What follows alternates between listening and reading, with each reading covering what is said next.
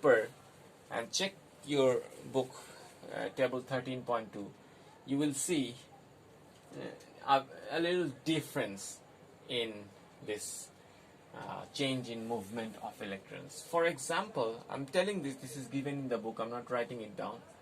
X-rays, how are X-rays produced? You know that electrons come in orbits. This is the nucleus and electrons come in orbits. You know that. First shell, 2 second shell. And they are moving randomly at high speed. When you fire some other electron here, you know about electron gun. Remember cathode ray oscilloscope. Let's say you take an electron gun and fire some electron into that fast moving electrons. So what happens? Due to the collision, these electrons, they slow down rapidly in a sudden. And you see, when you are moving rapidly and then you stop, you will see there's a disruption. You will see there is an interference, right?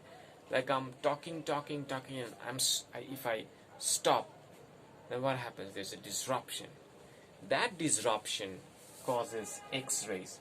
I'm not explaining all of this. There's a little bit difference in all of them. Next, you have microwaves and radio waves. These are all natural processes, atomic, inside atoms, outside atoms. But microwaves and radio waves, you can make it using, you can produce this from some electronic circuits. Microwaves and radio waves can be produced by electronic circuits. For example, let's say you develop a circuit, you create a circuit, and you give a AC current there. So what happens? AC current means the electrons are continuously moving in opposite direction. You know about AC current. Electrons are moving like this, like this. So you see that the electrons are oscillating. The electrons are oscillating. If the electrons are oscillating, maybe these oscillating electrons can produce a kind of wave, and that wave is sometimes called microwaves and radio waves. But it's not that simple.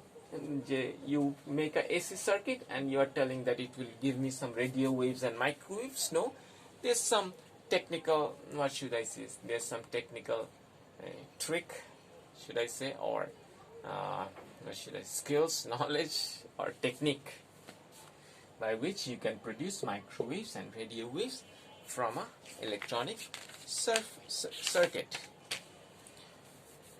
And this is all for this chapter. So we are done with general wave properties. This chapter contains 2 parts. Okay. That's all for this video. Thank you, students.